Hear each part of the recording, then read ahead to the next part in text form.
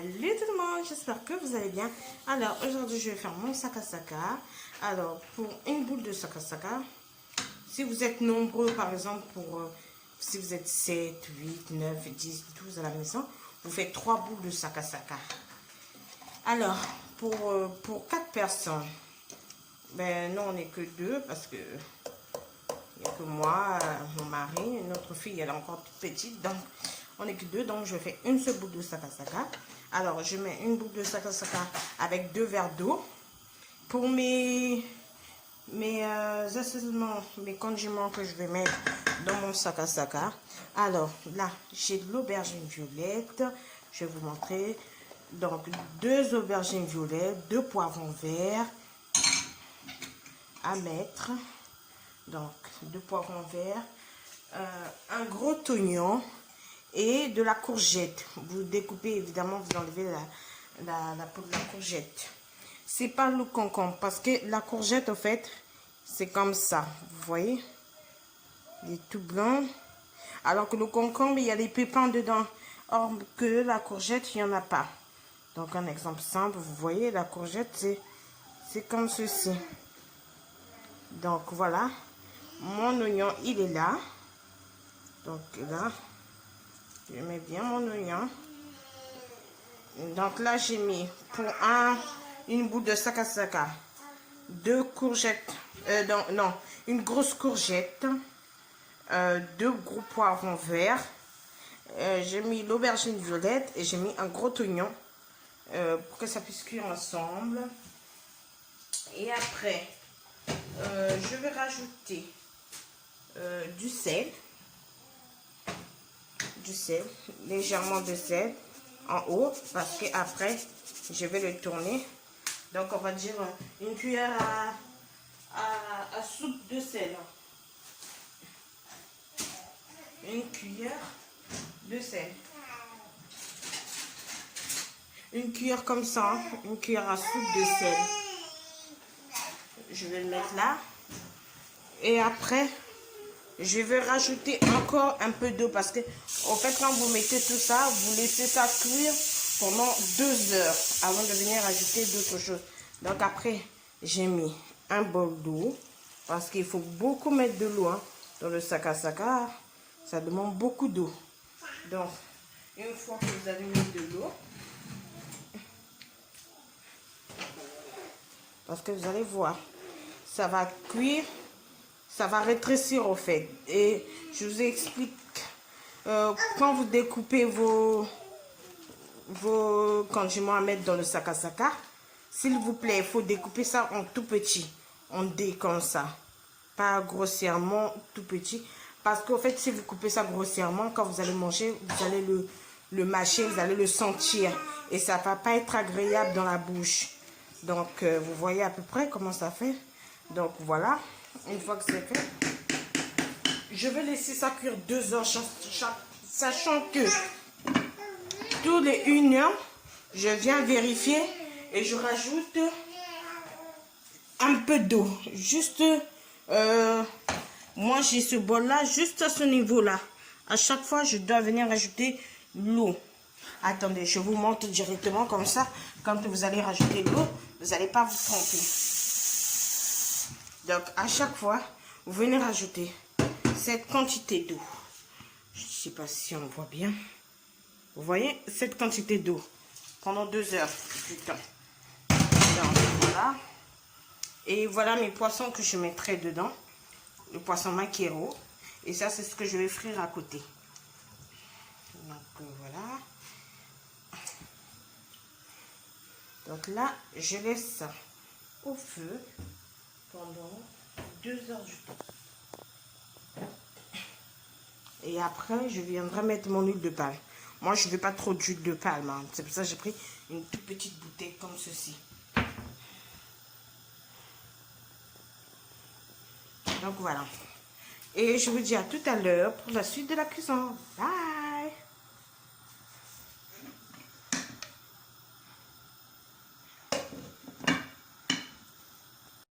Voilà les amis, là je viens de rajouter de l'eau.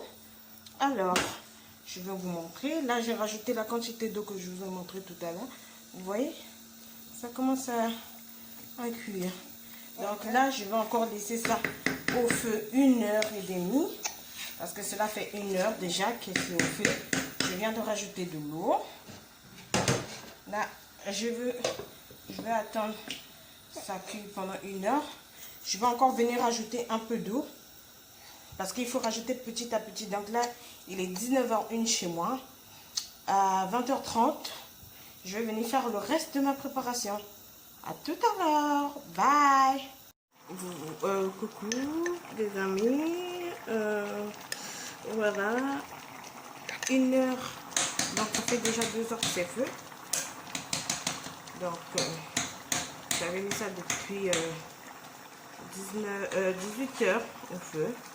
18 heures au feu. Là j'ai commencé à mettre, j'ai mis une cuillère de pâte d'arachide. De pâte d'arachide, une cuillère. Ok. C'est à cause de la fumée que ça fait ça. Là, je rajoute une deuxième cuillère. Une troisième cuillère. Une troisième cuillère d'arachide. Pour l'instant, je stoppe là. Je viens. Ah oui, j'ai oublié de vous dire, hein, avant de mettre l'arachide, vous devez d'abord mettre, vous voyez, le poisson. J'avais mis ça à l'intérieur. Évidemment, c'était cru, hein. J'avais mis ça à l'intérieur pour que ça puisse cuire. Et avec le sakasaka et tout, avant que je puisse l'émietter et le remettre dans le sakasaka. Vous voyez, là, comme j'ai mis ça en train de sauter, je baisse un peu le feu. Vous voyez à peu près comment c'est. Je vais encore ajouter une dernière cuillère de pâte. Donc ça va me faire 4 cuillères de pâte d'arachide. Voilà. Et c'est tout. Donc la pâte d'arachide, quoi.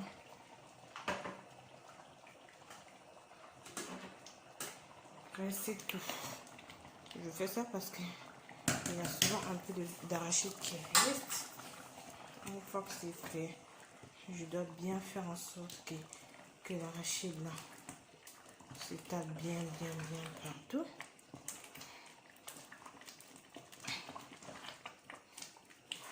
Vous voyez à peu près un peu comment ça fait.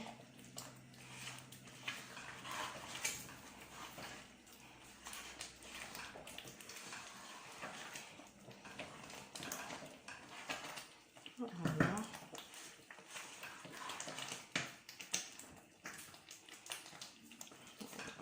Il faut bien tourner, hein. Il faut bien tourner pour que l'arachide puisse bien s'incorporer avec le sakasaka. Ça saute, hein. Voilà. Et là, je viens rajouter un peu d'eau, juste légèrement pour que mon arachide puisse cuire. Donc là, j'ai rajouté, on va dire, j'ai rempli le bol de nourriture, donc un verre d'eau. Si vous avez des verres, moi j'ai un verre, mais vu que l'assiette de ma fille c'était tout propre, c'était proche, j'ai rajouté, vous voyez, j'ai rajouté un peu d'eau. Vous voyez comment la pâte d'arachide est faite. Donc là, une fois que c'est fait, je mets ici, je monte le feu, je fais ceci, je viens, je lave ma main, je viens, j'enlève tous les arêtes,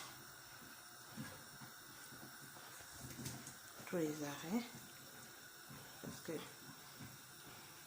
il faut émietter ça et après on met ça dans le sakasaka.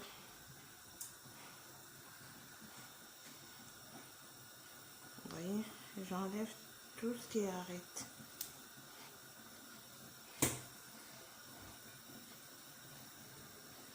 Attention, c'est chaud, hein. Ça brûle les doigts. Moi, je suis déjà habituée. Mais quand je trouve que ça brûle un peu trop, je nettoie mes mains. Vous voyez, il y a des arrêts.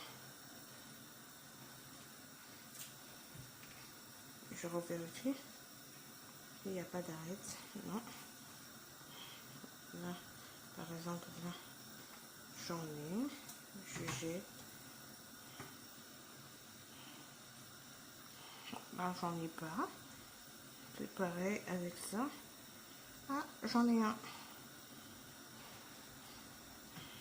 Ici. Ok. Là, il y a les arrêts. Je jette ça à côté.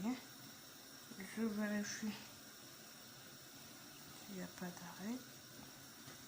Il y en a. Pareil ici. Ça, c'est les arrêts.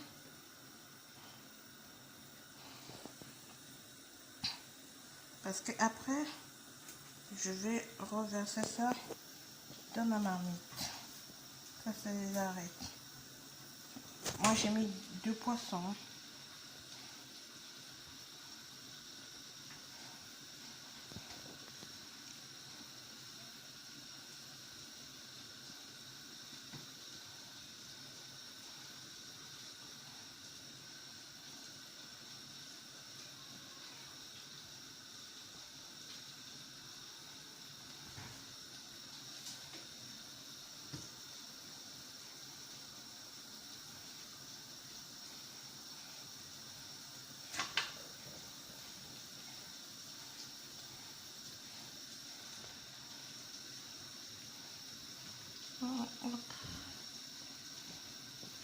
Ça, c'est l'arrêt.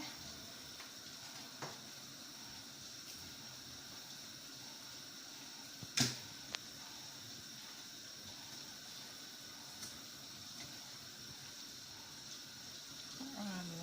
Vous voyez comment il y a la fumée qui s'échappe. Mais moi, je suis déjà habituée. Ça brûle légèrement. Ça me caresse les doigts un peu. Ça pique les doigts si vous préférez.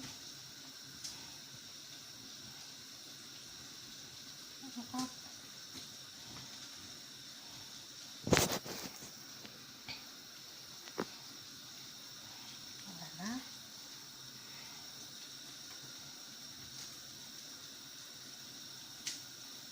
Parce que je ne veux pas que quand quelqu'un va manger mon saka, il va se faire très très mal. Mais très très mal quoi.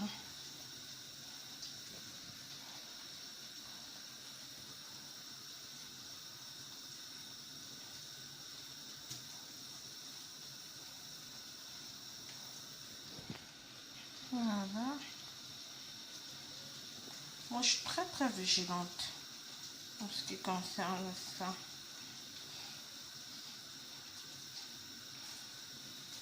Bon, ici, comme il y a beaucoup d'arêtes,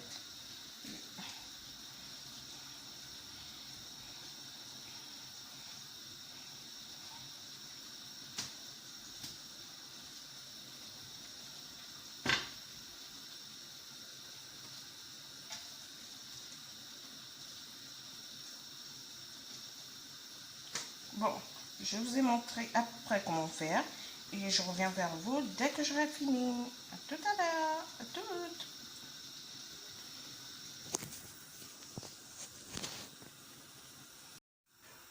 Voilà, une fois que c'est terminé, vous venez avec votre poisson, vous le renversez dans le saka.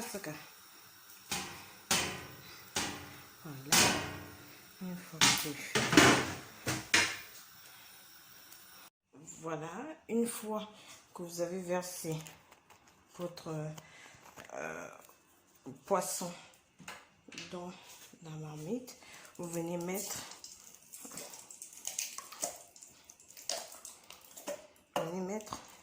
l'huile de palme dans une marmite.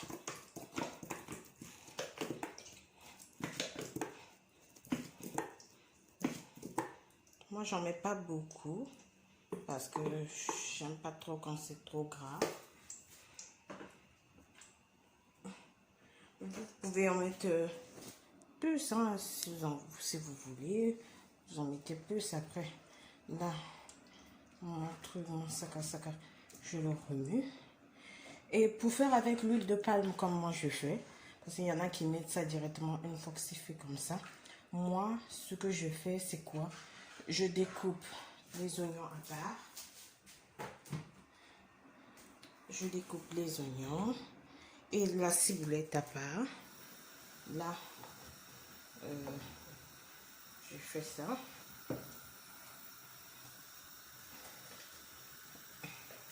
Une fois que c'est fait,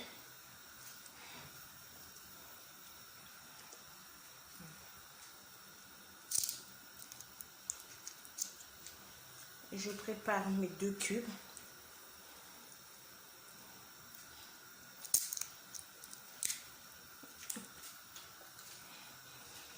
Ok.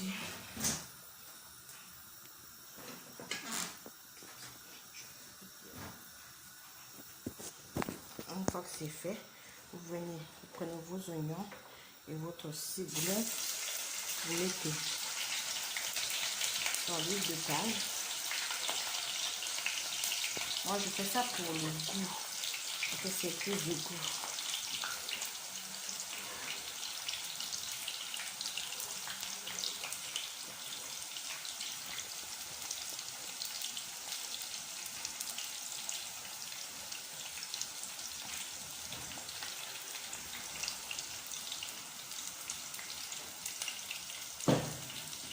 Voilà, une fois que c'est fait,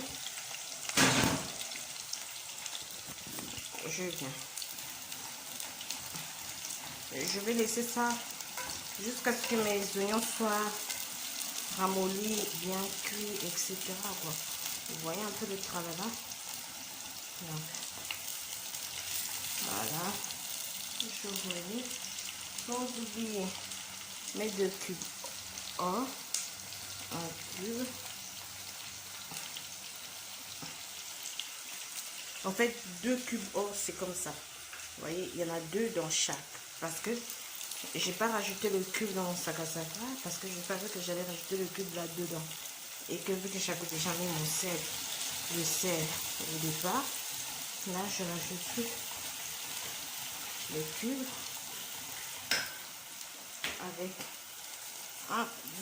une petite pincée de sel.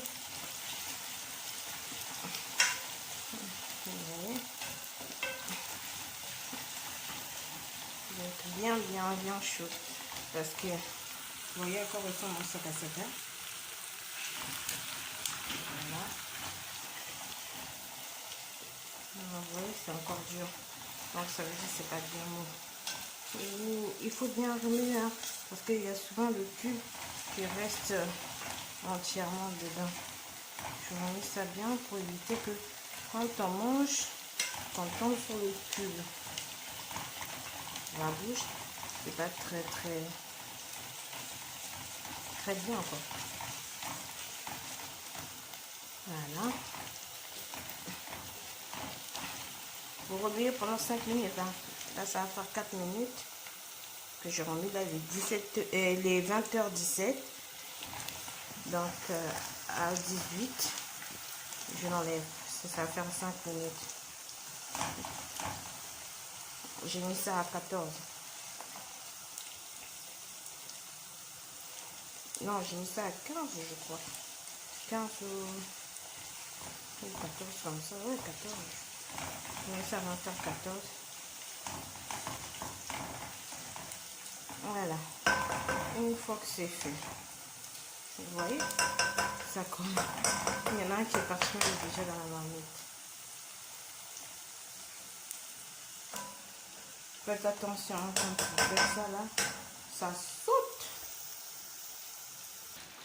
Voilà, une fois que c'est fait, vous venez prendre votre huile et tout ce qui se trouve, vous venez vous renverser là-dedans.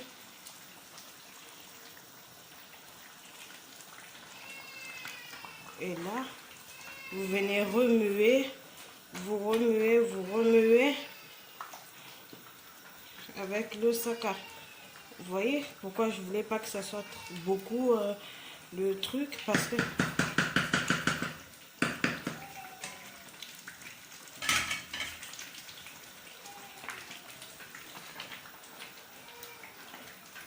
cause de... Voilà. Là. Après là, je vais laisser ça au feu pendant 10 minutes. Et après, je reviens vers vous pour vous montrer le final. Voilà, 10 minutes plus tard. Voilà. Voilà à quoi ressemble mon saka. Voilà. Là, il est prêt. Il est cuit. Là, je viens éteindre mon feu. Et là, c'est parfait. Voilà.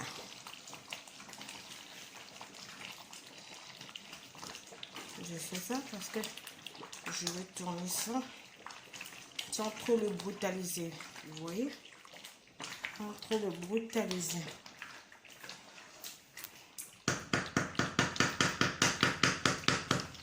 Et voilà. Mon saka est prêt.